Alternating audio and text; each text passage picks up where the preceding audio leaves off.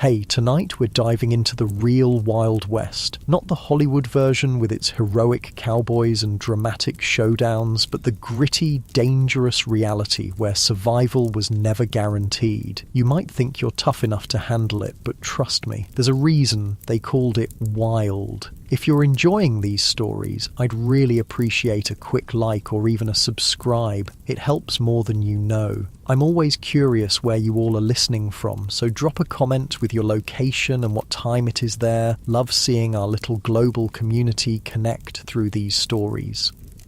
Now, dim the lights, maybe turn on a fan for that soft background hum, and let's ease into tonight's journey together. We're going to explore why you might not survive even a single day in the untamed American frontier. Congratulations, you've just woken up in the American Wild West of the 1870s. The good news, you're about to experience a legendary chapter of history firsthand. The bad news, your chances of survival just dropped dramatically. The first challenge hits you before you even open your eyes. The smell, not the earthy, pleasant aroma of nature you might expect, but something far more pungent. The stench of unwashed bodies, animal droppings, and what might possibly be raw sewage hanging heavy in the air.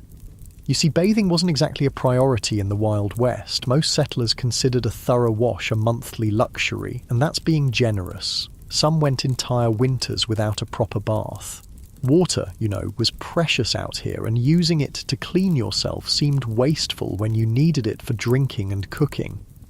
As you drag yourself from your bed, which is likely just a straw-filled mattress crawling with bedbugs, you realise how every muscle in your body aches. Life in the 1870s frontier involved constant physical labour from dawn until dusk. There were no weekends off, no vacations, and certainly no ergonomic considerations. Whether you were a farmer, miner, or ranch hand, your body was your primary tool, used until it broke down. You might think you work hard in your modern life, but frontier labour was something entirely different, backbreaking work that left even the strongest people permanently hunched and arthritic by their 30s. Imagine spending 14 hours ploughing fields, hauling water, chopping wood, or working deep underground in a mine shaft. No wonder the average lifespan was only about 35 years. Standing on the dusty floor, you notice the chill in the air. If it's winter, your cabin might be 20 degrees below freezing inside. If you had a fireplace, you'd have let it burn down overnight to save precious fuel. Good luck finding central heating or thermal underwear in this century. And if it's summer, well, get ready to sweat through every article of clothing you own. There was no escaping the elements in the Wild West. Speaking of clothing, forget comfort. Men typically owned maybe 2 sets of clothes, rough canvas or denim pants and cotton shirts that chafed against the skin. Women wore multiple layers regardless of the temperature. Chemises, corsets, petticoats and long dresses that dragged in the dirt. Everything was scratchy, ill-fitting and rarely cleaned. Those fancy outfits you've seen in Western movies?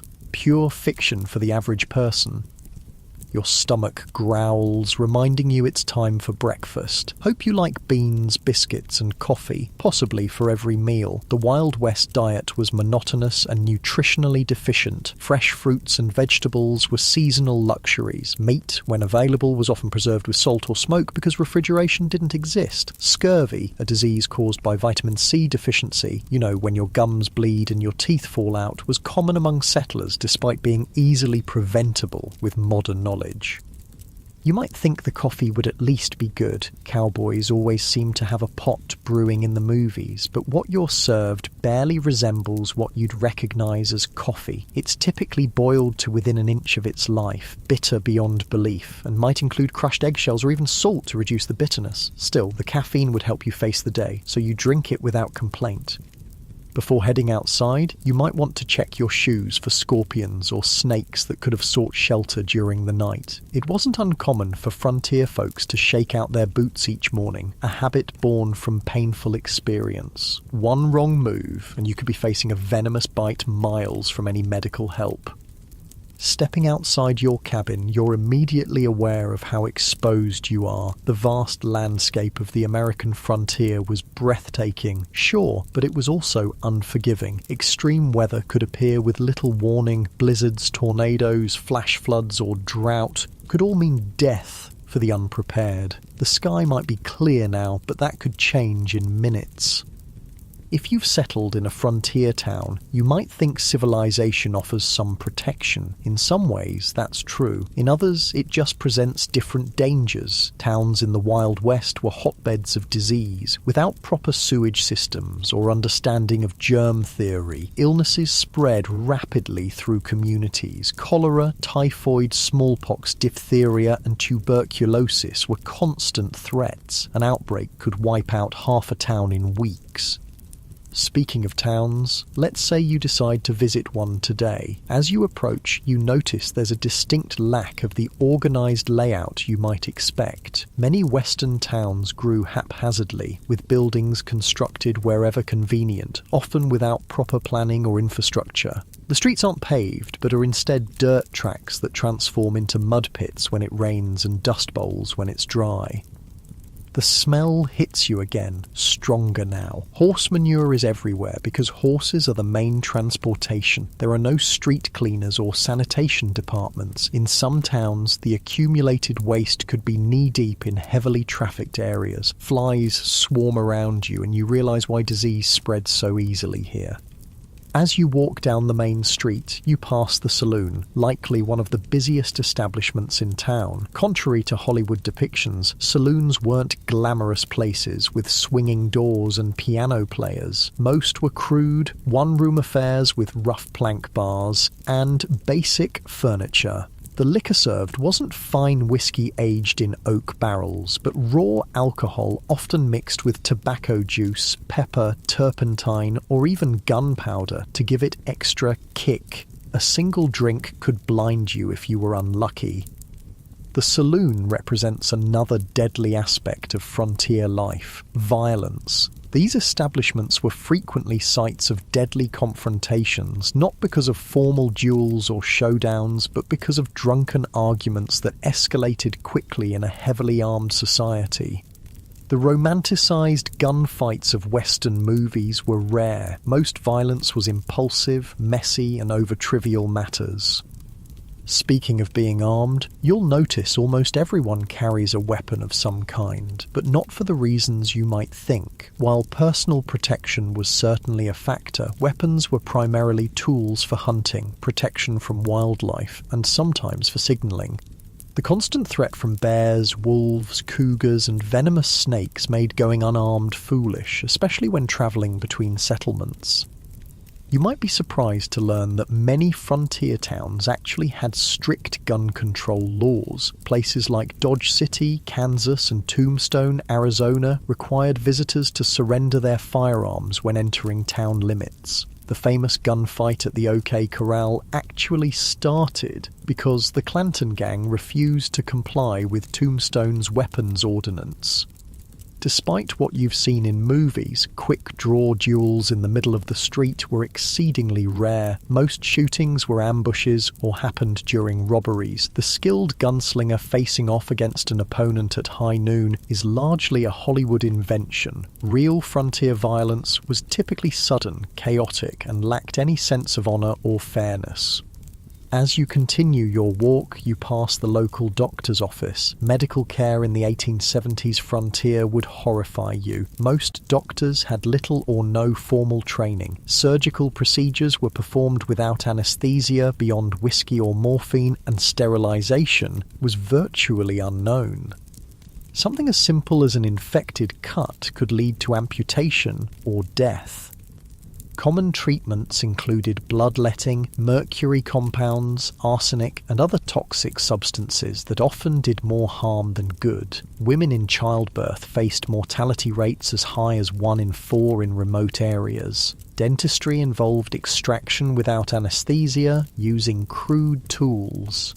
Most people suffered from painful dental issues for years before finally losing their teeth. If you were injured or fell ill on the frontier, your survival often depended more on luck than medical intervention. Even minor injuries could become life-threatening due to infection. Broken bones might never heal properly, leaving frontier folk with chronic pain and disability.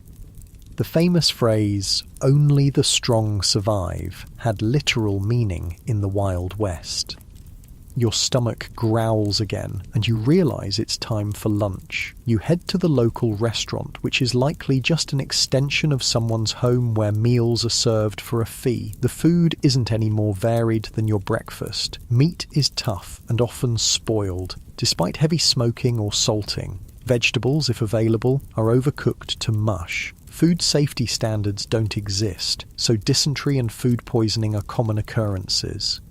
While eating, you overhear conversations about recent Indian attacks, outlaw gangs, or the danger of travelling alone, while Native American violence against settlers was far less common than portrayed in popular culture. In fact, settlers and the US military were far more likely to be the aggressors. The frontier was still a place of conflict. The systematic displacement of indigenous peoples created tensions that sometimes erupted into violence on both sides. As for outlaws, they were a genuine threat, particularly in remote areas. Law enforcement was sparse, with a single sheriff sometimes responsible for thousands of square miles. In many places, justice was handled through vigilante action rather than formal legal proceedings. Lynch mobs were common, and the concept of innocent until proven guilty often didn't apply. If you were accused of horse theft or cattle rustling, you might find yourself hanging from a tree before sunset, regardless of your actual guilt or innocence. After lunch, you decide to visit the local general store to stock up on supplies. The prices shock you. Basic necessities cost far more on the frontier than back east due to the difficulty and expense of transportation. A simple can of peaches might cost the equivalent of $20 in today's money. Many settlers spent most of their income on essential supplies with little left over for comfort or luxury. The store offers another glimpse into frontier reality, the isolation. Mail delivery was infrequent and unreliable. Newspapers might be weeks or months out of date. Information travelled slowly, and you might go years without news from family back east. Many settlers never saw their relatives again after moving west. The psychological toll of this isolation contributed to high rates of depression, alcoholism, and suicide among frontier populations. As the afternoon wears on, you notice dark clouds gathering on the horizon. Weather on the frontier wasn't just uncomfortable, it could be deadly. Without modern forecasting, storms arrived with little warning. Blizzards could strand travellers, leading to freezing deaths. Tornadoes destroyed entire communities with no emergency services to assist survivors. Flash floods washed away wagon trains. Droughts ruined crops and caused starvation. If you were lucky enough to have a proper home, it provided minimal protection. Most frontier dwellings were hastily constructed from whatever materials were available. Sod houses on the plains, log cabins in forested regions, or simple wooden structures in towns. None were particularly effective against extreme weather. Winter temperatures inside could drop below freezing. Summer heat was often unbearable, especially in attics or upper floors where many people slept.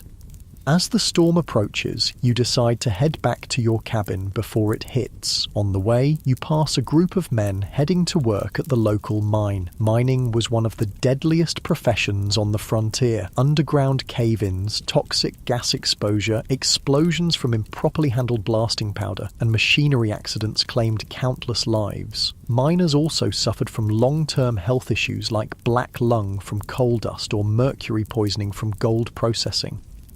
Even if you avoided mining, few frontier occupations were safe. Farming involved dangerous equipment with no safety features. Ranching meant working with unpredictable animals weighing hundreds of pounds. Logging had one of the highest fatality rates of any profession. Whatever you did to make a living, your risk of serious injury or death was exponentially higher than in the modern world. You make it back to your cabin just as the rain begins to fall. The roof leaks in several places, and you place buckets to catch the water. This is a good opportunity to refill your drinking water, as clean water was scarce and precious. Many frontier settlers drank from the same sources used for washing and watering livestock, leading to waterborne illnesses that could quickly turn fatal. As you sit in your leaky cabin listening to the rain, you reflect on how different reality is from the romanticised version of the Wild West. There were no heroes or villains, just people struggling to survive in incredibly harsh conditions. The fact that anyone made it through is testament to human resilience and determination. Night falls early as you have no electricity. Candles and oil lamps provide minimal illumination, and you're careful with them. Fire was a constant danger in frontier homes. A single spark could mean losing everything, with no fire department to call for help. Many towns burned to the ground at least once in their history. You prepare for bed, exhausted from just one day in the Wild West. Your muscles ache, your stomach is unsettled from the unfamiliar food, and your mind is overwhelmed by the constant vigilance required to stay alive. As you drift off to sleep, you wonder if you'll make it through tomorrow, or if you'll become just another statistic in the dangerous story of the American frontier. The wind howls outside your cabin, a haunting reminder of how small and vulnerable humans are against the vastness of the untamed wilderness. Tomorrow, if you're lucky enough to see it, will bring all these challenges again, along with new ones you haven't yet imagined. In the Wild West, survival was never guaranteed. It was earned day by day, hour by hour, through hardship most modern people can scarcely comprehend. The morning light filters through the cracks in your cabin walls, waking you from a restless sleep. Your body aches from the hard mattress, but there's no time to linger. The Wild West waits for no one. As you rise, you remember yesterday's harsh introduction to frontier life and wonder what new challenges today will bring. Let's say you decide to leave town today to travel across the frontier. Whether you're heading to another settlement, joining a wagon train west, or simply exploring, travel in the 1870s was an entirely different experience than what you're used to. The good news is that by this time, the Transcontinental Railroad had been completed, connecting the east and west coasts of America. The bad news? Unless you were relatively wealthy or travelling between major cities, you probably couldn't afford to use it. Most frontier folks travelled by horse, wagon, or simply on foot. If you owned a horse, consider yourself fortunate. Horses were expensive to buy and maintain, putting them out of reach for many settlers. A good horse might cost the equivalent of several months' wages. Then you needed saddles, bridles, feed, and veterinary care, though veterinary care often meant shooting the animal if it broke a leg or developed certain illnesses. Riding itself was no pleasure cruise. Saddles in the 1870s weren't designed for comfort, but for function. Hours in the saddle left even experienced riders with blisters and aching muscles. And if your horse spooked at a snake or sudden noise, which happened frequently, you could easily be thrown, potentially suffering broken bones or worse miles from any help. If you couldn't afford a horse, you might travel by wagon. Forget the romantic image of pioneers cheerfully rolling across pristine prairies. Wagon travel was brutally uncomfortable. The vehicles had no suspension system beyond the slight give in wooden wheels, meaning you felt every rock, rut, and hole in the trail. The constant jarring caused wagon sickness, similar to seasickness, leaving travellers nauseous and miserable. Roads, if they existed at all, were typically just dirt tracks carved by previous travellers. After rain, they became muddy quagmires where wagons could sink axle deep. During dry periods, the dust was so thick you could barely breathe or see. Wagons frequently broke down, with wheels cracking or axles snapping miles from the nearest settlement. Let's say you've decided to journey all the way to California or Oregon. you've joined a wagon train heading west on the famous Oregon Trail. This 2,000-mile journey was one of the most perilous undertakings of the 19th century. Of the approximately 400,000 people who attempted it between the 1840s and 1860s, an estimated 1 in 10 didn't survive. The Oregon Trail was sometimes called the nation's longest graveyard. Some historians estimate that an average of 10-15 people died for every mile of the trail. Think about that. A grave every 350 feet or so for 2,000 miles. The trail was lined with makeshift crosses and stone markers, many without names, as families were forced to bury loved ones and continue their journey. Disease was the #1 killer on the Oregon Trail. Cholera, a bacterial infection spread through contaminated water, was particularly devastating. This horrible illness, caused severe diarrhea and vomiting, draining the body of fluid so quickly that a person could be healthy at breakfast and dead by dinner. There was no effective treatment available. Wagon trains would sometimes lose dozens of people in a single cholera outbreak. Other diseases like dysentery, typhoid, and mountain fever claimed countless lives. Children were especially vulnerable, with many families losing multiple children during the journey. Medical care was rudimentary at best, often consisting of folk remedies that did little to help and sometimes made conditions worse.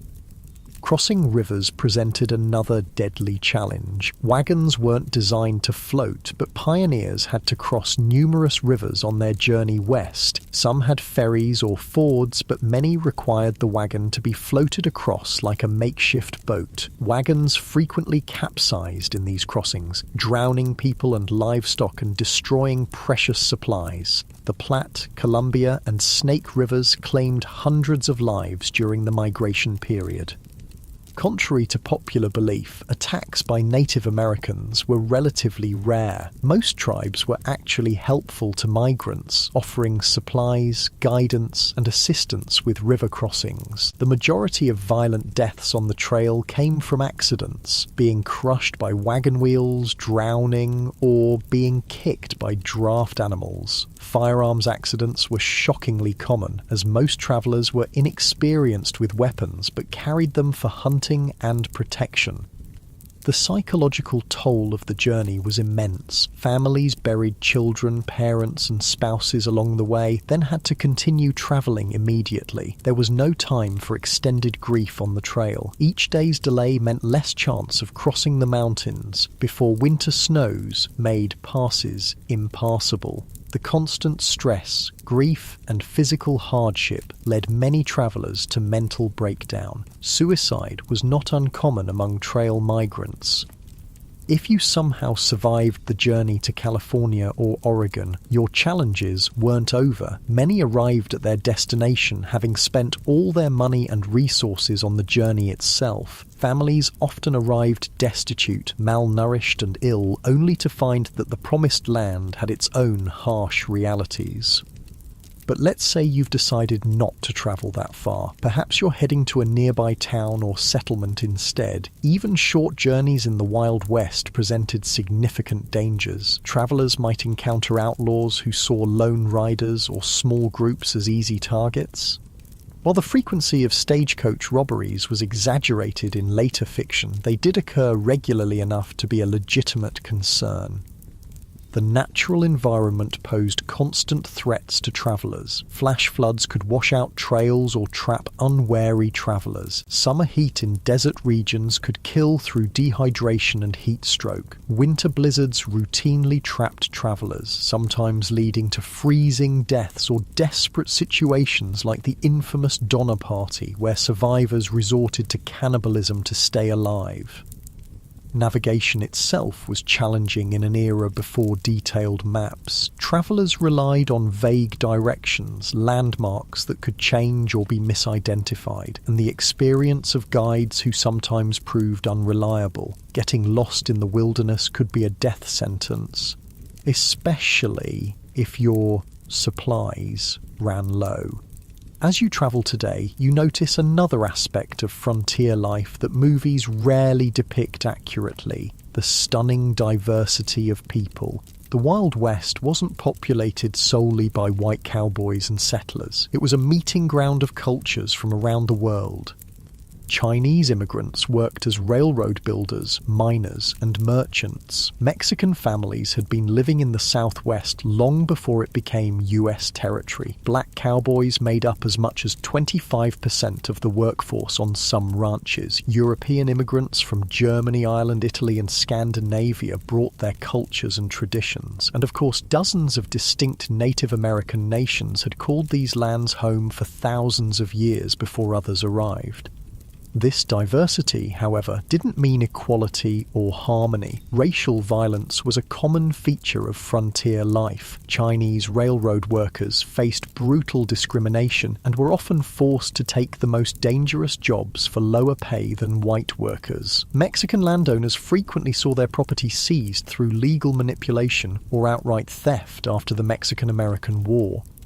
Black Americans who moved west hoping to escape Southern discrimination often found frontier racism just as entrenched, if different in form. Despite their crucial contributions to ranching, mining, and building frontier communities, they were frequently excluded from economic opportunities and social acceptance. For Native Americans, the expansion of white settlement was nothing short of catastrophic. The indigenous population of North America, once numbering perhaps 15 million people, had been reduced to fewer than 300,000 by 1900. Disease, warfare, forced relocation, and the deliberate destruction of their food sources, particularly the buffalo, decimated numerous tribes and nations.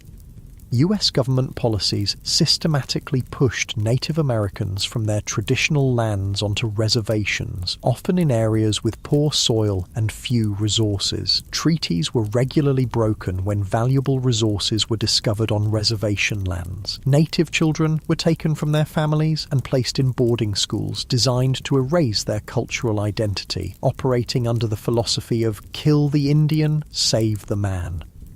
The romanticized cowboys versus Indians narratives of later films grossly misrepresented the complex interactions between settlers and indigenous peoples. Many native nations initially tried to accommodate newcomers and adapt to changing circumstances. Violence typically erupted after repeated treaty violations, encroachment on tribal lands, or deliberate provocations. As you continue your journey, you ponder another group whose experience differed markedly from Hollywood depictions: women on the frontier.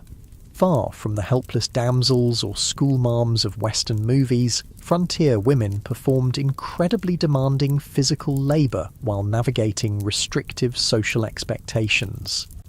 On homesteads and farms, women not only handled traditional domestic duties like cooking, cleaning, childcare, and making clothing, but also worked in the fields, tended livestock, and defended the home when necessary. Their workday typically started before dawn and ended well after dark, with few, if any, days of rest.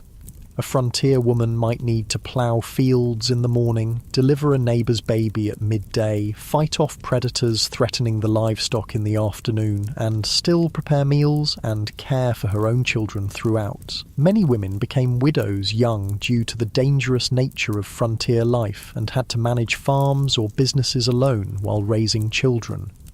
Despite their essential contributions, women had few legal rights. In most territories and states, they couldn't vote, own property independently if married, or have custody of their children in the event of divorce. Domestic violence was considered a private matter, with little legal recourse available to victims. For unmarried women, options were severely limited. Teaching was one of the few respectable professions, though female teachers were paid significantly less than their male counterparts, and were often expected to resign upon marriage. Some women found economic independence through running boarding houses, working as nurses, or establishing millinery or dressmaking businesses.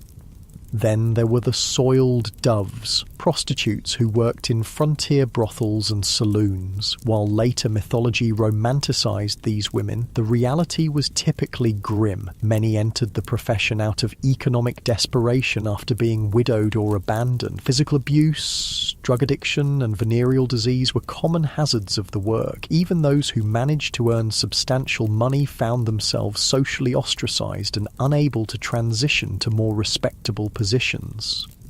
Some women did find greater freedom on the frontier than they might have back east. The shortage of women in Western territories gave them more marriage options and sometimes better treatment as communities competed to attract and keep female residents. A few territories like Wyoming and Utah granted women voting rights decades before the 19th Amendment, recognizing their essential contributions to frontier development.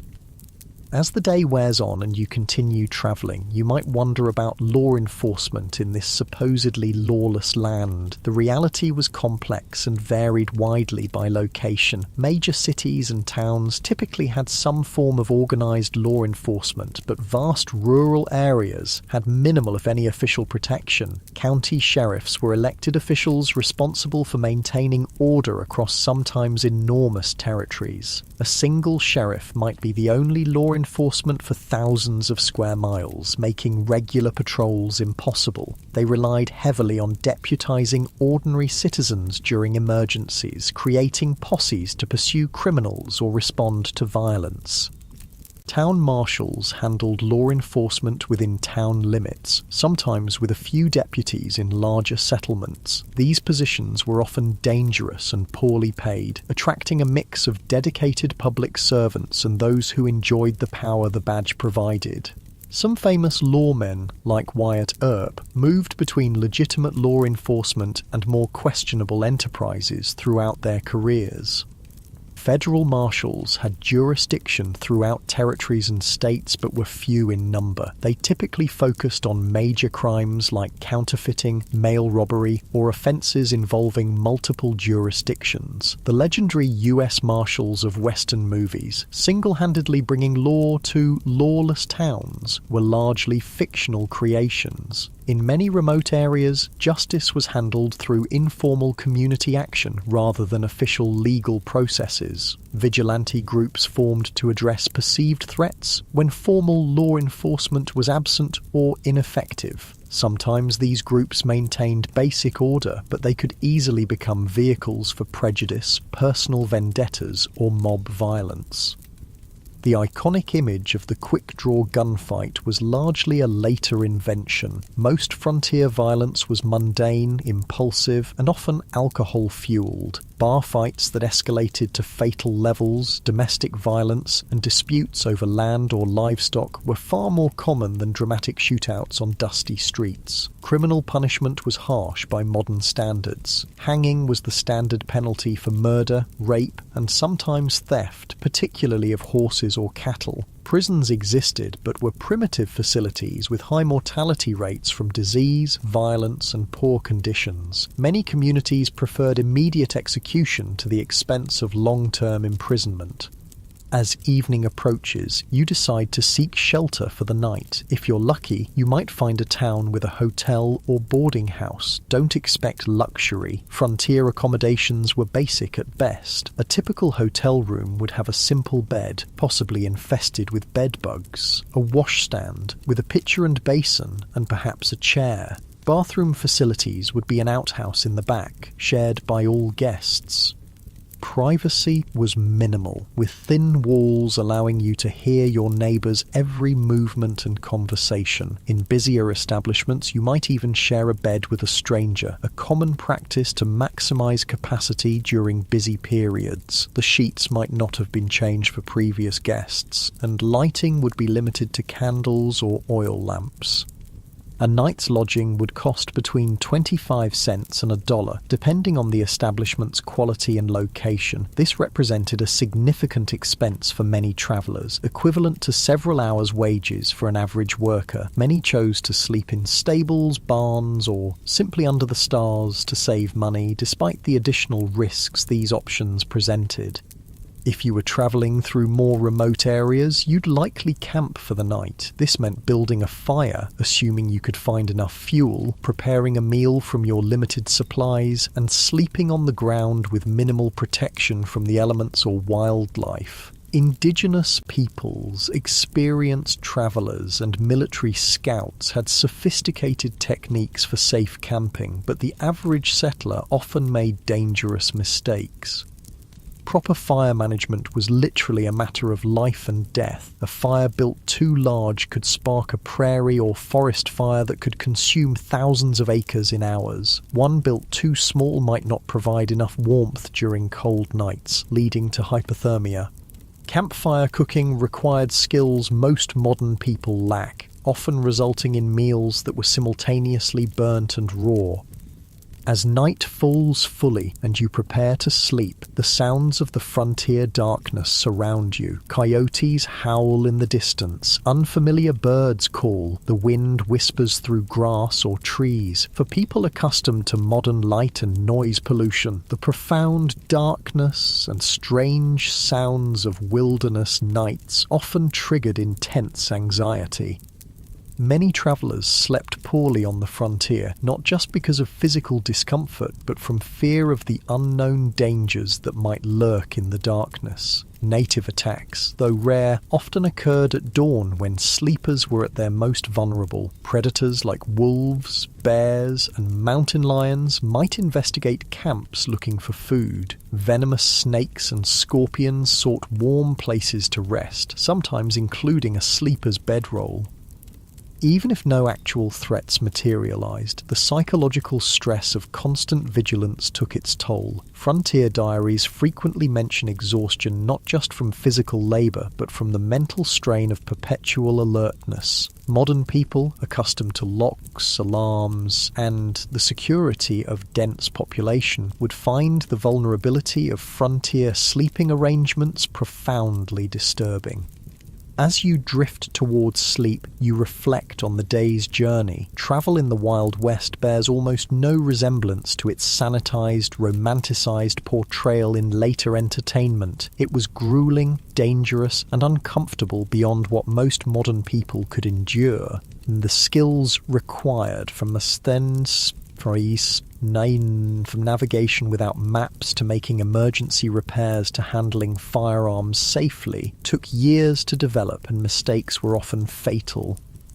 The darkness deepens and the sounds of night creatures grow louder. Tomorrow will bring new challenges if you survive the night. Perhaps you'll reach your destination, or perhaps you'll become just another unmarked grave along the trail. One more statistic in the perilous story of westward expansion. The Wild West forgave no weakness and offered no second chances. Every day survived was a victory against overwhelming odds.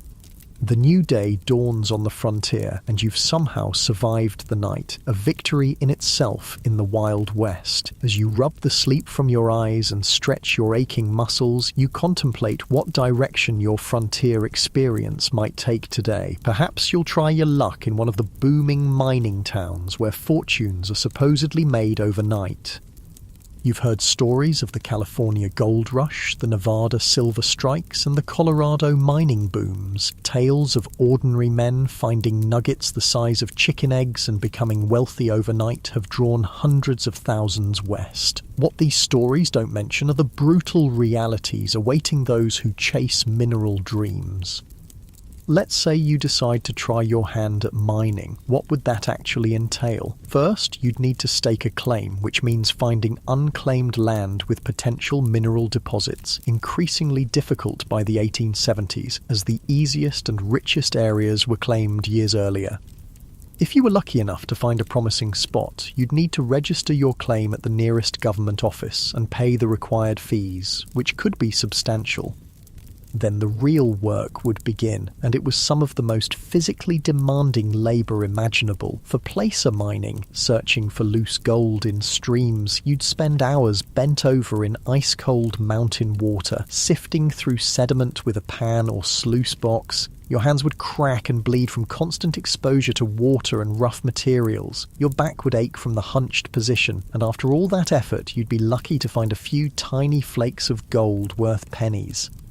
If you ventured into hard rock mining, digging for veins of ore in the mountains, the dangers multiplied exponentially. Tunneling into unstable rock without modern safety equipment or engineering knowledge led to frequent cave-ins that crushed miners where they stood. Poorly ventilated shafts filled with toxic gases like carbon monoxide, odourless but deadly, suffocating miners who had no warning of the danger.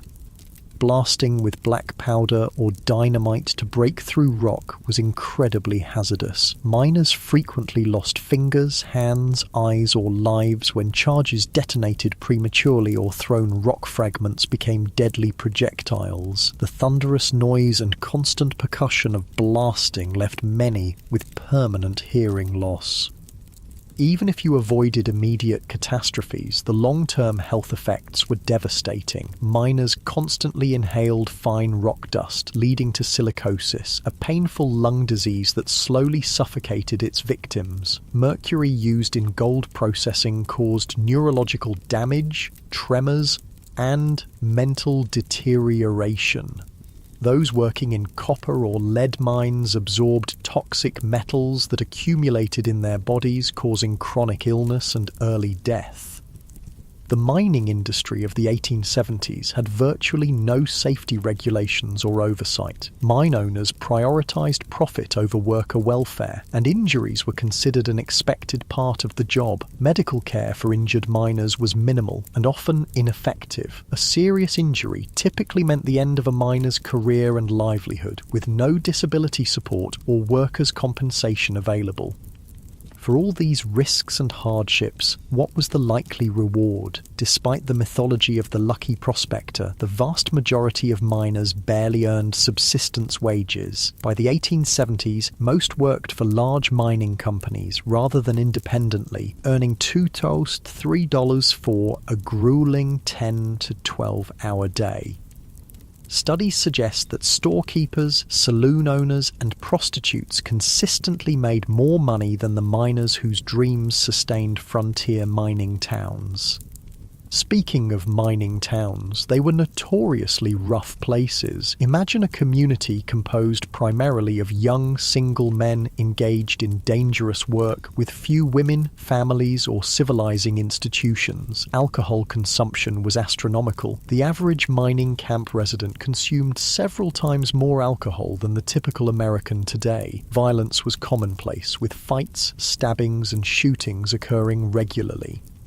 Sanitation in mining camps was typically abysmal. With minimal planning or infrastructure, human waste and garbage accumulated in streets and waterways. Typhoid, cholera, and dysentery spread rapidly in these conditions. During warm months, the stench could be overwhelming, and swarms of flies spread disease from waste to food. If you managed to find valuable ore, you faced the challenge of converting it to cash. Banking in the Wild West was primitive and often predatory. Many mining towns had no banks at all, forcing miners to carry gold dust or ore, making them targets for theft. Some saloons and general stores offered to buy gold, but frequently at rates far below actual value, taking advantage of miners' limited options. Where banks did exist, they operated with minimal regulation or oversight. Bank failures were common, often wiping out customers' life savings without warning or recourse. Many bankers were little more than confidence men who established storefronts, collected deposits, and disappeared overnight with all the funds. Without federally backed currency, paper money was issued by individual banks, and its value fluctuated wildly depending on the bank's reputation. Counterfeit bills circulated widely, and even experienced merchants could be fooled by well-made fakes. The safest form of money was gold or silver coin, but carrying it made one a target for robbery. Perhaps, after considering the dangers and disappointments of mining, you decide to try your hand at ranching instead. The cattle industry was booming in the 1870s, with demand for beef in eastern cities creating opportunities on the frontier. Surely this would be a healthier, more profitable venture. Ranching did indeed avoid some of the worst health hazards of mining, but it introduced its own unique dangers and hardships. Starting a ranch required significant capital. Land, livestock, equipment and buildings all represented major investments. Many aspiring ranchers went deeply into debt purchasing these necessities, betting their future on favourable weather and market conditions. Nature often had other plans. Droughts could wither grazing lands and dry up crucial water sources, forcing ranchers to either watch their cattle starve or sell at devastating losses. Harsh winters could kill entire herds, as happened in the infamous Great Die-Up of 1886 to 1887, when up to 90% of cattle on northern ranges froze or starved to death during unusually severe weather. Disease could sweep through herds, wiping out a rancher's investment overnight. Texas fever, anthrax, and other infectious diseases had no effective treatments in the 1870s. Predators like wolves and cougars took a constant toll on livestock, particularly vulnerable calves. Poisonous plants, quicksand, and injuries further reduced herds. The iconic cattle drives, moving herds hundreds of miles to railroad shipping points, were not romantic adventures, but grueling, dangerous undertakings. Cowboys, not the glamorous figures of later films, but typically young, poorly paid labourers, worked 20-hour days during drives, catching brief naps in the saddle as they moved thousands of animals across difficult terrain. These drives faced constant threats. River crossings could turn deadly in minutes if animals panicked, creating deadly pile-ups that drowned cattle and cowboys alike. Stampedes, which could be triggered by something as simple as a lightning strike or a snapping twig, turned thousands of 1,500-pound animals into an unstoppable destructive force. Cowboys caught in stampedes were often trampled to death.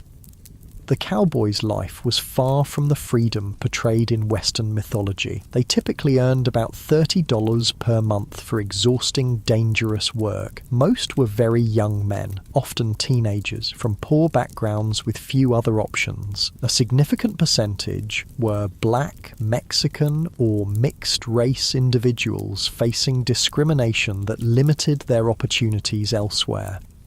Their diet on the trail consisted mainly of beans, salt pork, and biscuits, with minimal fresh food. Medical care was limited to whatever the trail cook might know about folk remedies. Injuries, common in such dangerous work, often went untreated until they became life-threatening. Many cowboys died young from injuries, exposure, or violence. Perhaps ranching doesn't appeal after all. What about farming? Surely growing food, the most fundamental of human activities, would offer a more stable and less dangerous way of life on the frontier.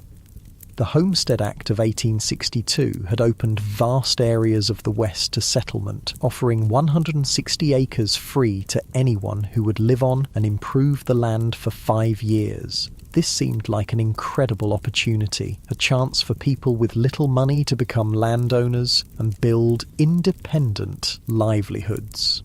The reality proved far more challenging than the promise. First, 160 acres might sound substantial, but in the arid regions that comprised much of the available land, it was often insufficient to support a family. Traditional eastern farming methods failed in these environments, where rainfall was a fraction of what pioneers were accustomed to. Many settlers had no knowledge of dry farming techniques needed for success in these regions. Starting a frontier farm required tremendous physical labour. The first task was building shelter, typically a sod house on the treeless plains, constructed by cutting and stacking dense prairie turf. These soddies were dark, damp dwellings that leaked when it rained, harboured insects and snakes, and crumbled without constant maintenance. Then came the back-breaking work of breaking the land for planting. Prairie sod, held together by dense grass roots that had developed over centuries, was extraordinarily difficult to plough with the equipment available to most settlers. It could take a year or more just to prepare a few acres for planting. The work was so physically demanding that it permanently damaged many farmers' bodies.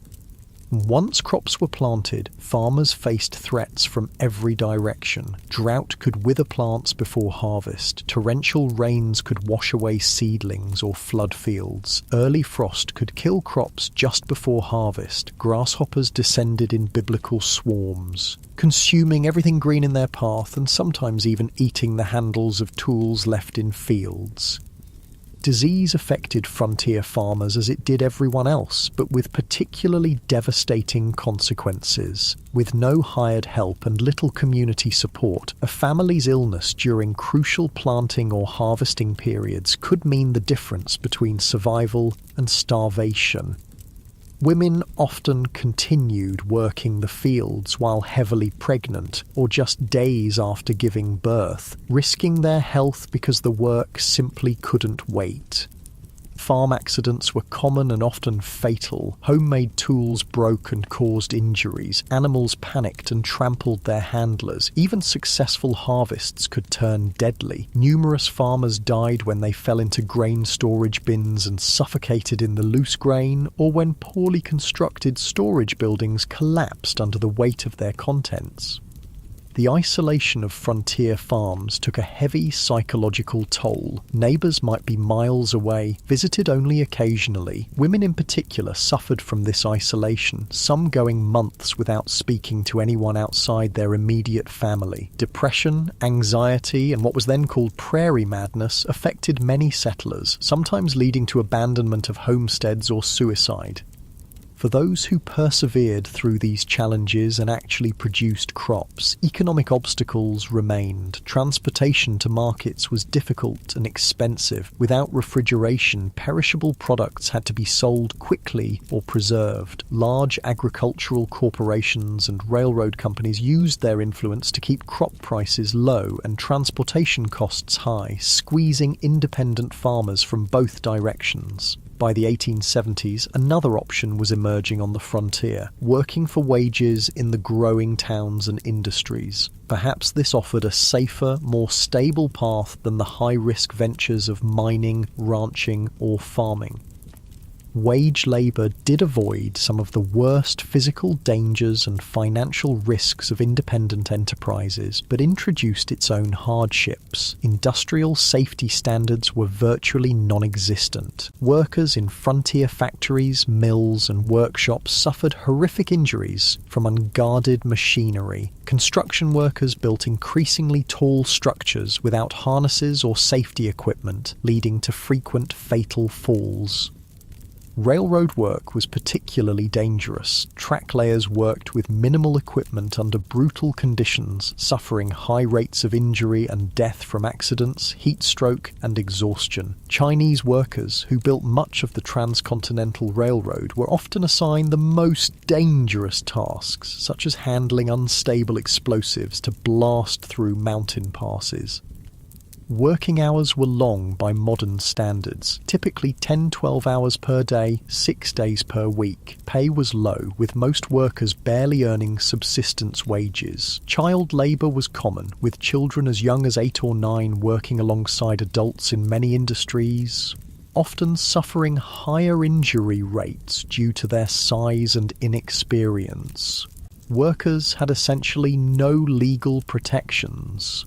Employers could fire people without cause, reduce wages arbitrarily, or withhold pay entirely. Those who complained or attempted to organise for better conditions faced blacklisting, being marked as troublemakers who no other employer in the region would hire.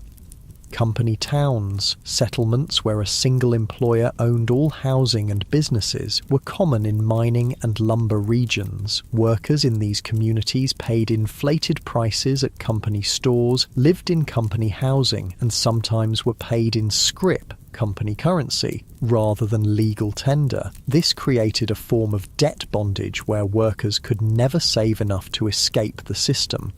Whether you mined, ranched, farmed, or worked for wages, frontier life shaped your experiences in ways modern people would find disorienting. Perhaps most striking was the relationship with time, not the carefully measured minutes and hours of our digital age, but a more fluid reality, governed by daylight, seasons, and natural rhythms.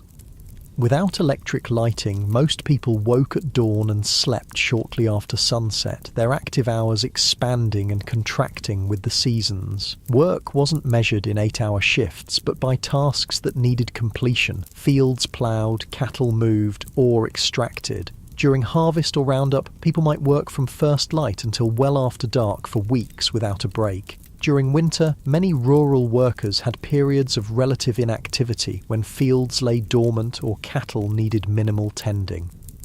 The concept of punctuality, so central to modern life, had limited relevance on the frontier. With few clocks and limited need for precise timing in most activities, people operated on approximate schedules. Stagecoaches and later trains introduced more precise timetables to the West. But outside these specific contexts, morning or after dinner were sufficiently specific time designations for most purposes.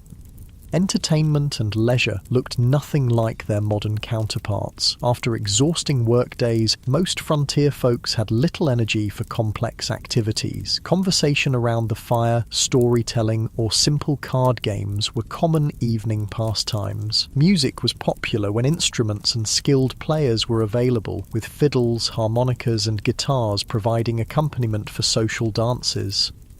Reading material was precious and often shared among entire communities. A single book might be read aloud to gatherings of neighbours or passed from family to family until it fell apart from use. Newspapers, when available, were read repeatedly, with every advertisement and notice scrutinised for information about the wider world. Organised sports existed, but in simpler forms than today. Baseball was gaining popularity, played with minimal equipment on makeshift fields. Horse racing, wrestling, and shooting competitions provided both entertainment and opportunities to demonstrate valuable skills. Children played games that required little or no equipment: tag, hide and seek, and variations of stickball that could be played with found objects. Holidays and community celebrations took on great importance as rare opportunities for socialising and recreation. 4th of July celebrations might draw people from miles around for picnics, speeches, games, and dancing. Harvest festivals marked the successful completion of the year's most critical work. Religious holidays provided both spiritual meaning and welcome breaks from routine. As the day draws to a close, you find yourself reflecting on the relentless challenges of frontier life. Every aspect required harder work, involved greater risk, and offered fewer comforts than its modern equivalent. The people who survived and sometimes thrived in these conditions possessed qualities that modern society rarely demands: extraordinary physical endurance, practical skills applicable to countless emergencies, and psychological resilience in the face of constant hardship and loss. The darkness gathers once more, and with it comes a silence profound enough to hear your own heartbeat. No car engines, no air conditioners, no electronic hums, just the whisper of wind, the chorus of insects, and the occasional call of night birds. This profound quiet, so alien to modern ears, was the soundtrack of frontier nights, sometimes comforting, sometimes unsettling in its emptiness. As you drift towards sleep, you wonder if you would have had what it took to survive here, not just for a day or a week, but for years and decades. The people who shaped the American West, for better and worse, were not the idealized heroes of later fiction, but complex individuals facing extraordinary challenges with the limited resources and knowledge of their time. Their story, stripped of romanticism, is one of human endurance against conditions that would break many of us today. The cool night air settles around you like a blanket, and the stars emerge in a display of brilliance impossible to see in our light-polluted modern world. This at least is one pure beauty the people of the frontier experienced that few today can fully appreciate: the majestic sweep of the Milky Way across a truly dark sky, connecting them to the same cosmic panorama their ancestors had watched for countless generations. Morning arrives again in the Wild West, and with it comes hunger, a constant companion on the frontier. Food in the 1870s, West bore little resemblance to the varied, convenient diet you're accustomed to in the modern world. Let's explore what keeping yourself fed would actually entail in this harsh environment. The good news is that game was still relatively plentiful in many areas. Deer, elk, rabbit and various birds could supplement your diet if you had the skills to hunt them. The bad news? Hunting required ammunition, which was expensive and might be needed for protection. It also demanded time away from other essential work, making it a luxury many settlers couldn't afford during busy seasons. Most frontier families relied heavily on foods they could grow, preserve, or purchase in bulk. The staples of the frontier diet were beans, corn, and pork, dense in calories but monotonous and nutritionally incomplete. Fresh fruits and vegetables were available only in season, a few months at most, and winter diets often contained no fresh produce whatsoever. This lack of dietary variety led to widespread nutritional deficiencies. Scurvy, caused by vitamin C deficiency, was common during winter and early spring when no fresh produce was available. The symptoms, bleeding gums, loosening teeth, joint pain, and eventually death, were well known but difficult to prevent with available resources. Other deficiency diseases affected growth in children and caused various chronic health problems in adults.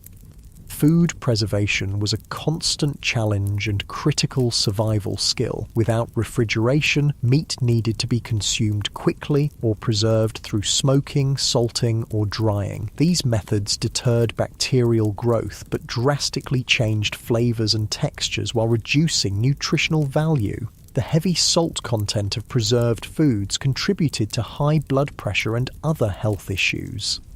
Women spent enormous amounts of time preserving food when it was abundant for use during scarce periods. Vegetables were pickled in vinegar or fermented. Fruits were dried or preserved with sugar if available. Root vegetables might be stored in root cellars, underground spaces that maintained cool temperatures. These preservation efforts were not optional activities, but essential survival work that could determine whether a family would eat during winter. Food storage presented its own problems. Properly prepared preserved foods could last months or even years, but improper techniques led to spoilage and potentially deadly food poisoning. Additionally, stored food attracted pests. Rats, mice, and insects consumed portions of most stored food supplies, and their droppings contaminated what remained. Most frontier families simply accepted a certain amount of insect parts and rodent droppings in their flour, beans, and other staples as unavoidable. Cooking itself was far more labour-intensive than modern people can easily comprehend. Meals were prepared over open hearths or wood-burning stoves that required constant attention and fuel. In wood-scarce prairie regions, women and children might spend hours gathering buffalo chips, dried manure, or twisted grass to burn as cooking fuel. Water had to be hauled from wells or streams, often hundreds of pounds per day for cooking, cleaning, and drinking. Even with these efforts, meals lacked the variety and flavour profiles modern people expect. Spices were expensive luxuries, used sparingly if at all. Sugar and coffee were treasured items, often hoarded for special occasions. Fresh milk was available only if a family kept a cow, and for only part of the year when the cow was producing. Most frontier children grew up with simple, repetitive diets that would horrify modern nutritionists.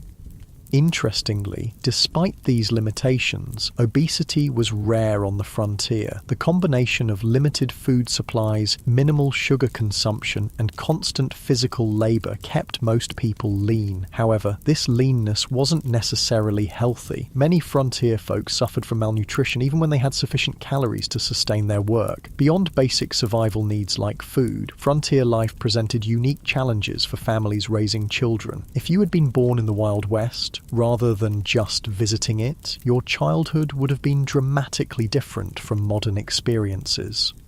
Childhood itself was conceived differently in the 19th century. Children as young as 6 or 7 were expected to contribute meaningful work to family survival, not as educational chores, but as essential economic contributions. Young children minded livestock, gathered eggs, picked vegetables, watched younger siblings, and helped with countless other tasks that freed adults for heavier work.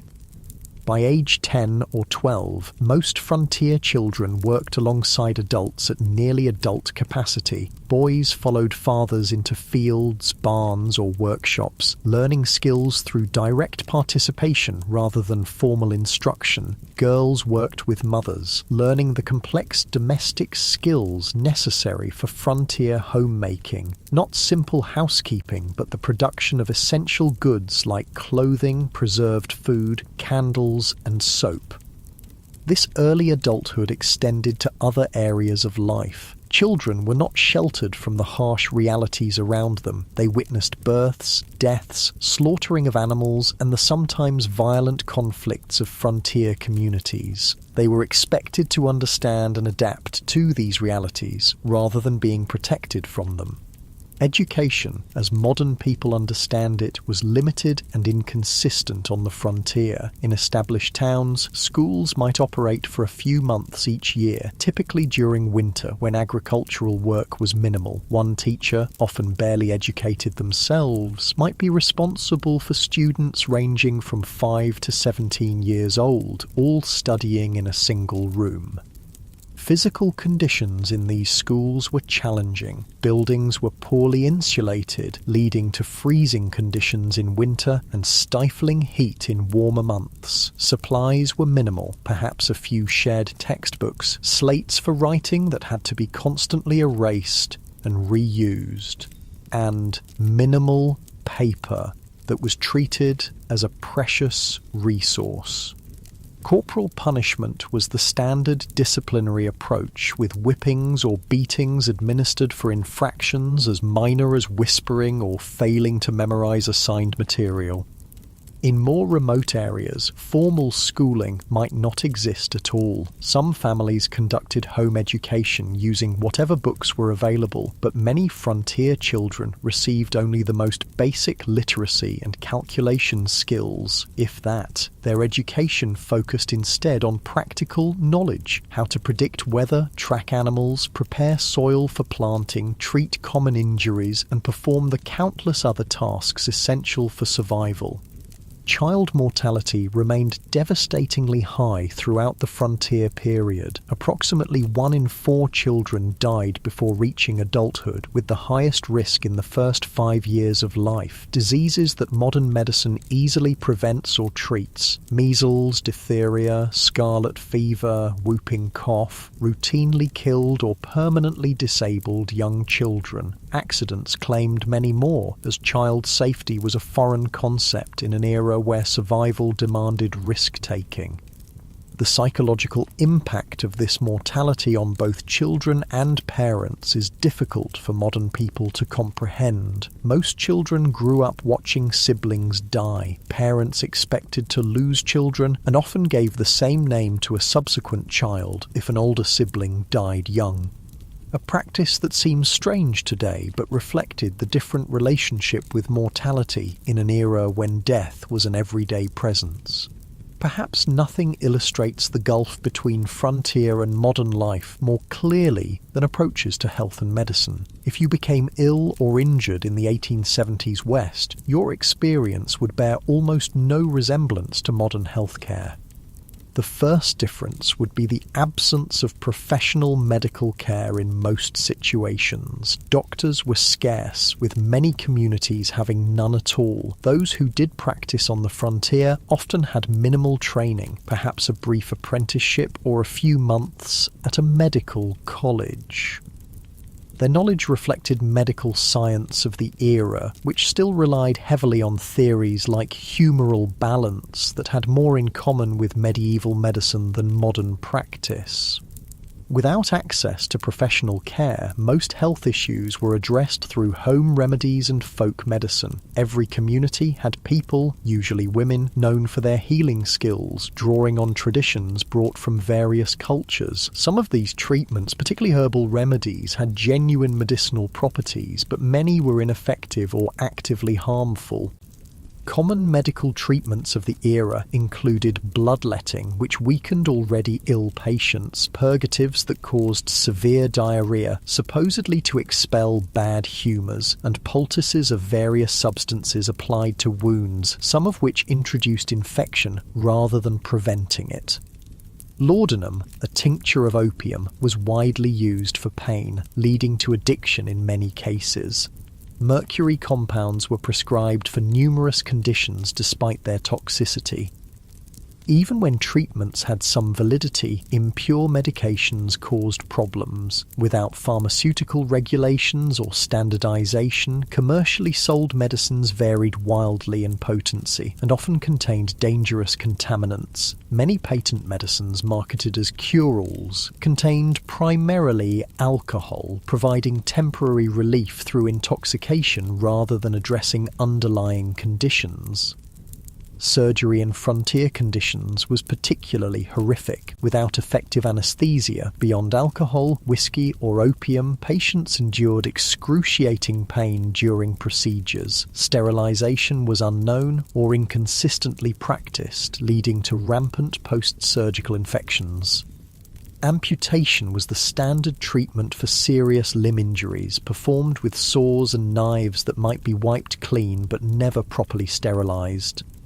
Childbirth represented perhaps the starkest contrast between frontier and modern medical experiences. Women typically gave birth at home, attended by a midwife if one was available, or female relatives if not. Without prenatal care, many complications weren't identified until labour was underway. Breech births, hemorrhage, and other emergencies that modern medicine handles routinely often resulted in the death of mother, child, or both. Maternal mortality rates on the frontier were approximately 1 death per 100 births, more than 100 times higher than in developed countries today. Many women approached each pregnancy knowing it might be their last experience in life. Men's diaries and letters from the period frequently mention the heartbreaking reality of raising children alone after losing wives in childbirth. The combined impact of inadequate nutrition, constant physical strain, minimal preventive care, and primitive treatment options meant that frontier populations experienced health outcomes more similar to developing nations today than to modern America. Life expectancy at birth was under 40 years, with those surviving childhood likely to suffer chronic health problems by their 50s if they lived that long. Beyond these material hardships, frontier life imposed a form of isolation and disconnection that modern people, accustomed to instant global communication, would find almost unbearable. This isolation shaped frontier psychology and culture in profound ways. Communication with distant family or friends occurred at the speed of physical transportation. Letters took weeks or months to reach recipients, if they arrived at all. News travelled slowly and unreliably, often distorted through retelling. Major events might not become known in remote areas until months after they occurred. This information vacuum contributed to a highly localised worldview where distant events seemed abstract and irrelevant compared to immediate community concerns. The isolation was particularly difficult for those accustomed to more settled environments. Women who had grown up with close female friendships and family networks often found themselves alone for days or weeks while husbands travelled for supplies or work. Their diaries frequently mention crippling loneliness and the psychological strain of having no adult conversation for extended periods. This isolation sometimes led to what contemporary accounts called prairie madness, severe depression, anxiety, and occasionally psychosis triggered by the combination of isolation, constant work, and environmental hardships. Some affected individuals became violent toward family members or committed suicide. Others simply abandoned their homesteads and returned east, unable to endure the psychological pressure of frontier life. Even in established communities, social connections were limited by practical constraints. Visiting neighbours might require travelling several miles each way, a significant undertaking when time was precious and transportation limited to walking or horseback. Formal social gatherings were infrequent, typically centred around church services, seasonal celebrations, or community work events like barn raisings or harvest festivals. Churches played a crucial role in frontier communities beyond their spiritual function. They served as social hubs, educational centres, and mutual aid societies. Even those with limited religious conviction often participated in church activities for the community connection they provided. Religious leaders, ministers, priests, or lay preachers frequently took on roles far beyond religious guidance, serving as teachers, dispute mediators, and community organisers. The establishment of community institutions marked important milestones in frontier development. Building a school, church, or meeting hall represented a commitment to permanent settlement rather than temporary exploitation. These institutions helped transform mining camps or trading posts into towns with collective identities and shared futures. The creation of local governments, rudimentary as they often were, similarly marked transitions from frontier chaos to established community. Frontier communities also developed distinctive forms of mutual aid and collective action necessary for survival in harsh conditions. Barn raisings and house raisings allowed families to complete large construction projects impossible for individual households. Harvest teams moved from farm to farm, ensuring crops were gathered before weather could destroy them. Spontaneous search parties formed when children went missing. These cooperative traditions reflected the practical reality that no individual or family could survive the frontier entirely through self-reliance. This community interdependence existed alongside the individualism that later became mythologized in frontier narratives. Both elements were necessary responses to frontier conditions: self-reliance for daily survival, community cooperation for challenges beyond individual capacity. The tension between these values shaped frontier culture and continues to influence American attitudes toward government, community, and individual responsibility. As another day in the Wild West draws to a close, you find yourself contemplating the mental and emotional resilience required to endure such conditions year after year. The people who populated the American frontier weren't superhuman. They suffered, struggled, and sometimes broke under the relentless pressure of their environment. But many adapted and persevered, developing skills and perspectives that allowed them to find meaning and even joy amid hardship.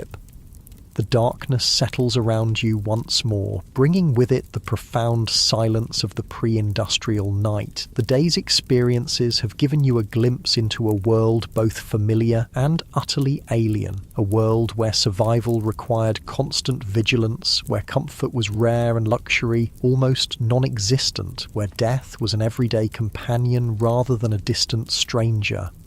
As sleep approaches, you wonder about the people who chose this life or had it thrust upon them by circumstance. What drove them west? What sustained them through blizzards, droughts, illness, and loss? What would they think of the world their struggles helped create? A world of abundance and security beyond anything they could have imagined, built on foundations they laid through exhausting labour and countless sacrifices. The questions follow you into dreams filled with endless prairies, towering mountains, and the faces of those who tamed the Wild West, not through romantic gunfights, but through the quiet heroism of daily persistence against overwhelming odds. Their story, stripped of Hollywood glamour and frontier mythology, stands as a testament to human adaptability and the extraordinary courage of ordinary people facing extraordinary challenges.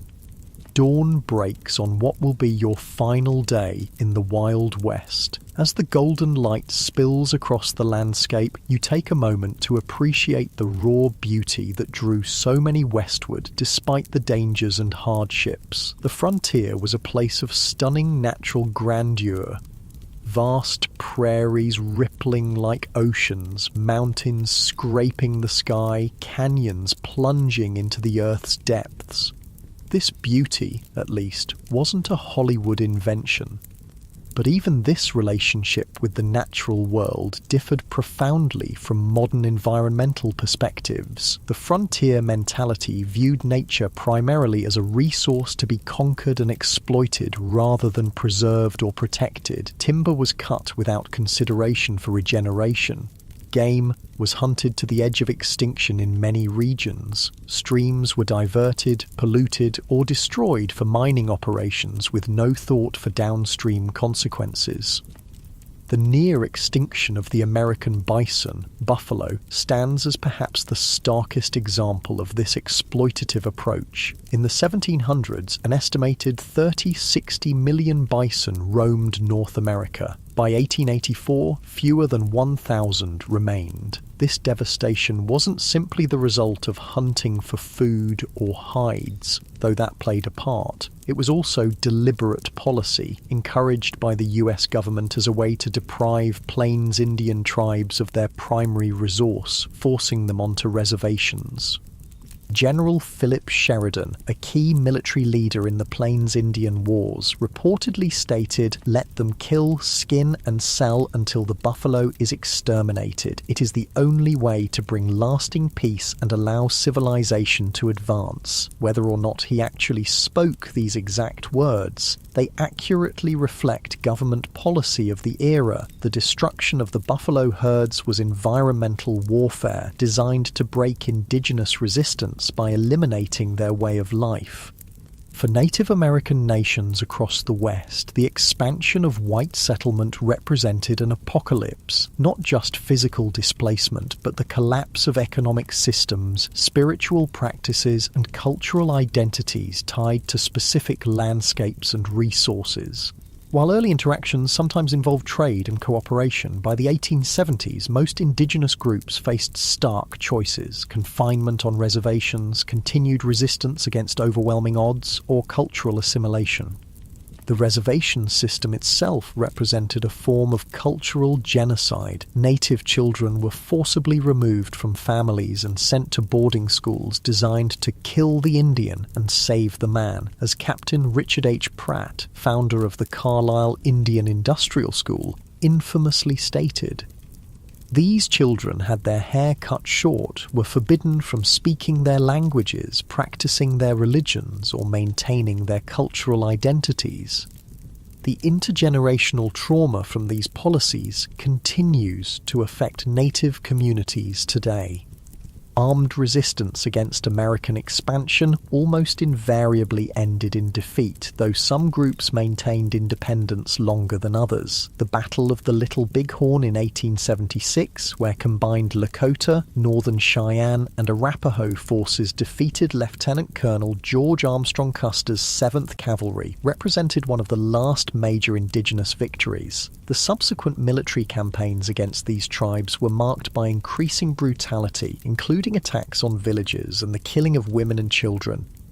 The tragedy of this cultural collision was heightened by the fact that many native nations had sophisticated agricultural systems, complex governance structures, and rich cultural traditions that could have offered valuable knowledge to European settlers. The different approaches to land use and ownership created fundamental misunderstandings. Many native groups couldn't conceive of owning land any more than one could own the air or stars, making treaty negotiations over territory fundamentally problematic from the start.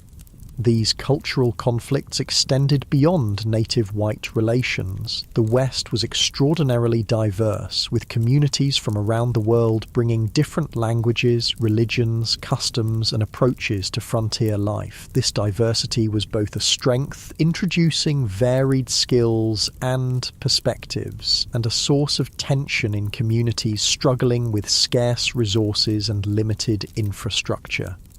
Chinese immigrants, who played crucial roles in building the transcontinental railroad and developing mining operations, faced particularly severe discrimination. The Chinese Exclusion Act of 1882, the first major American law restricting immigration based on nationality, grew from anti-Chinese sentiment that had festered for decades in Western territories. Chinese miners were frequently driven from productive claims through violence or unjust application of foreign miners' taxes. Chinese communities in frontier towns often faced riots and mass expulsions when economic conditions deteriorated. Mexican Americans, many of whom had become US citizens through territorial acquisition rather than immigration, similarly faced discrimination and displacement. Despite treaty guarantees protecting property rights following the Mexican-American War, many Mexican landowners saw their holdings taken through legal manipulation, intimidation, or outright fraud. Spanish-derived water rights systems that had functioned effectively for generations were replaced with English common law approaches less suited to arid environments. Even European immigrants found that national and religious identities continued to matter on the frontier. Irish Catholics, German Lutherans, Scandinavian Protestants, Eastern European Jews, each group tended to establish distinct communities and maintained cultural practices from their homelands. These communities provided mutual support, but sometimes became targets for nativist sentiment when economic or social tensions arose. African Americans who moved west after the Civil War hoped to find freedom from Southern oppression, but often encountered different forms of discrimination. Black cowboys, who made up approximately 25% of the workforce on some cattle operations, rarely received recognition in contemporary accounts or later mythology. Black homesteaders established communities in several Western territories, but frequently faced organized resistance from white neighbors and discriminatory application of homestead laws. The collision of these diverse groups, each with their own values, practices, and expectations, created frontier communities far more complex and conflict-ridden than later romantic depictions would suggest. The melting pot metaphor popularized in later American mythology obscured both the persistent cultural distinctiveness of various groups and the power imbalances that determined whose cultures would be preserved and whose would be suppressed. As the day progresses, you find yourself in a frontier town undergoing rapid transformation, a transition happening across the West during the 1870s and 1880s. The initial phase of settlement, characterized by individual prospectors, independent farmers, and small-scale enterprises, was giving way to more organized corporate development of Western resources.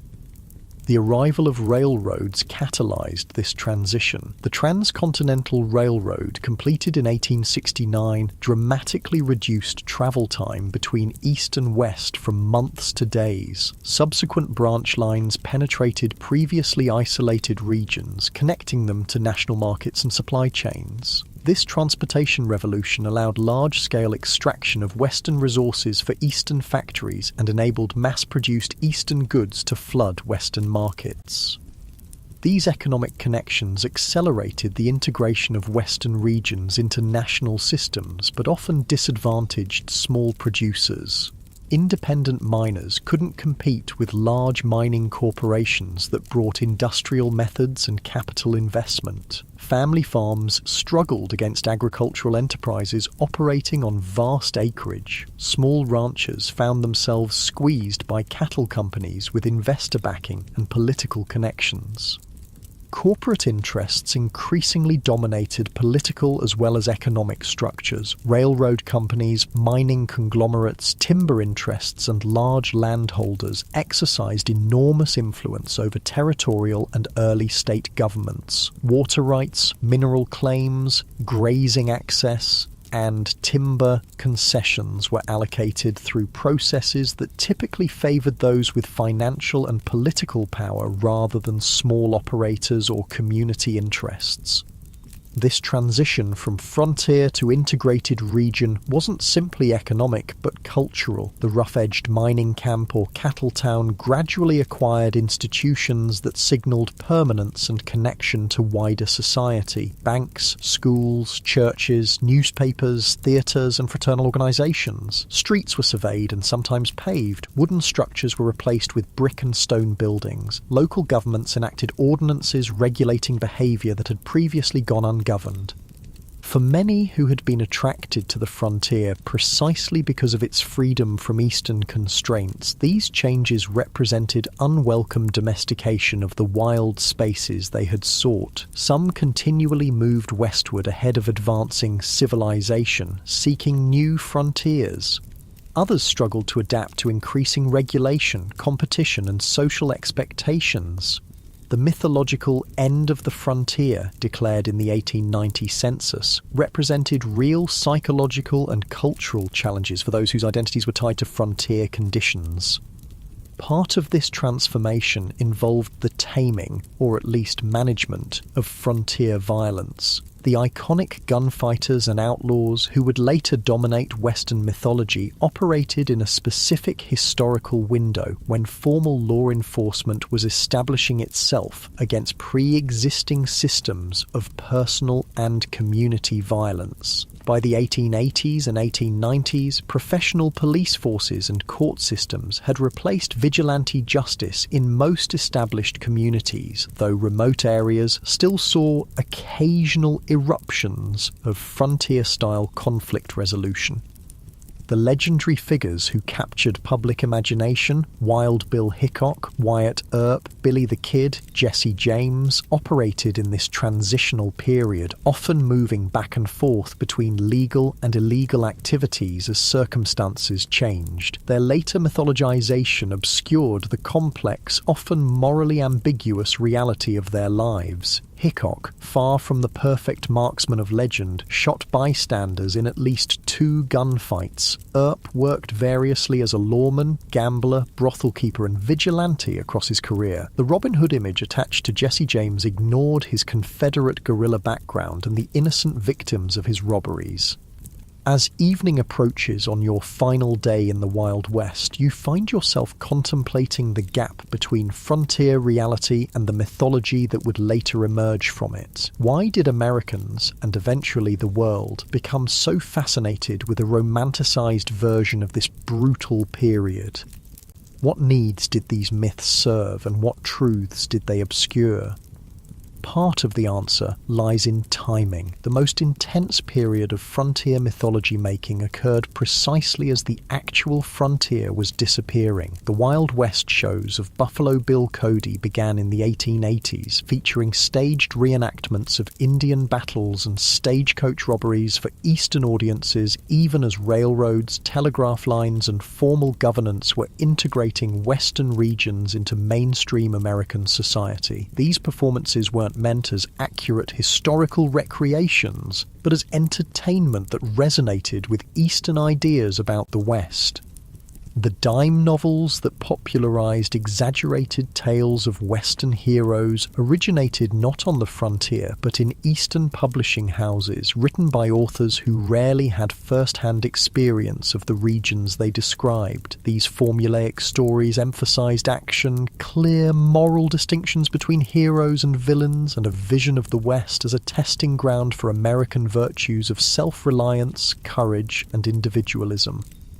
Later, Hollywood westerns further refined and amplified these mythological elements, creating iconic images of lone cowboys, heroic sheriffs, dastardly outlaws, and savage Indians that bore little resemblance to historical reality. These films served psychological and cultural functions beyond entertainment. They offered reassuring narratives about American identity during periods of rapid social change and international challenges. The mythology suggested that American character had been forged in frontier conditions, producing exceptional qualities that distinguished the nation from older societies. It implied that American expansion across the continent had been not just inevitable, but morally justified, a triumph of civilization over wilderness and progress over primitive cultures. It presented simplified moral frameworks where good invariably triumphed over evil through righteous violence, justifying America's growing military and economic power on the world stage. What these myths obscured was the complex, morally ambiguous reality of Western development, the genocide of indigenous peoples, the exploitation of immigrant labor, the environmental devastation, the corporate manipulation of political systems, and the deeply divided community struggling with fundamental questions about identity, governance, and resources. The real West offered no simple moral lessons, but rather a case study in how human societies adapt to challenging conditions, sometimes showing remarkable cooperation and creativity, sometimes descending into exploitation and brutality. As darkness falls once more, you reflect on your brief journey through the unromanticized Wild West. You've experienced firsthand why the average person today, accustomed to abundant food, medical care, physical safety, and countless comforts unknown to frontier dwellers, would likely not survive even a single day in the actual conditions of the 1870s frontier. The skills, knowledge, physical conditioning, and psychological resilience required for frontier survival represent a way of life so distant from modern experience as to be almost unimaginable.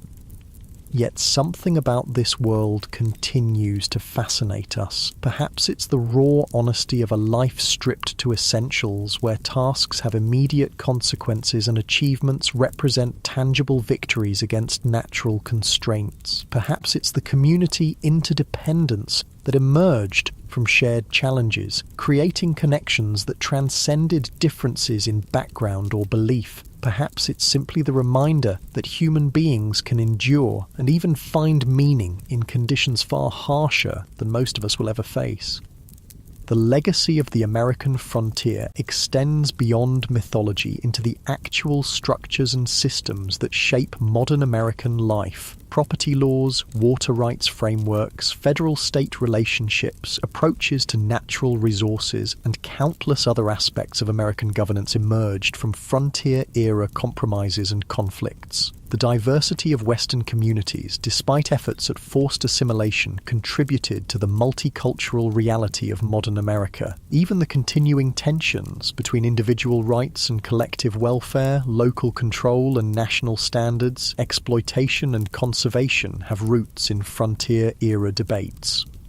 For indigenous peoples, the frontier era represents not a glorious chapter in national expansion, but the devastation of ancient lifeways and the beginning of a long struggle for cultural survival and sovereignty that continues today. Their perspective reminds us that the simple triumphalist narrative of Western settlement ignores the complex civilizations that already existed and the incalculable knowledge lost through their disruption. The most accurate understanding of the frontier requires holding multiple perspectives simultaneously, acknowledging both the courage of those who built new communities in challenging conditions and the devastation experienced by those displaced by this expansion. As you drift towards sleep on your final night in the Wild West, the sounds of this earlier America surround you, the whisper of wind through prairie grass, the distant howl of coyotes, perhaps the faint piano notes from a saloon down the street. These sensory experiences, at least, connected all who lived through this era, regardless of background or circumstance. the vast skies, extreme weather, imposing landscapes, and profound silences shaped everyone who encountered them, creating a shared relationship with the environment even amid cultural conflicts. Tomorrow, you'll return to your own time, carrying with you a deeper understanding of this pivotal period in American history. You'll never again see a Western film or read a frontier novel without recognizing the sanitized, simplified version of a complex reality. You'll appreciate the extraordinary comfort and security of modern life achieved through technological advances unimaginable to frontier dwellers. You might find yourself more aware of the skills and knowledge lost in the transition to our specialized, technology-dependent society, the practical self-sufficiency that allowed frontier people to build, repair, grow, preserve, and create what they needed with minimal outside support. Most importantly, you'll understand that the real story of the American West isn't found in gunfights and gold strikes, but in the daily struggles of ordinary people, men, women, and children of diverse backgrounds, who faced extraordinary challenges with the limited resources available to them. Their story, without Hollywood embellishment, contains enough genuine courage, tragedy, innovation, conflict, cooperation, cruelty, and kindness to fill countless histories. Their legacy lives in the communities they established, the environmental changes they initiated, the cultural patterns they created, and the myths that grew from their experiences.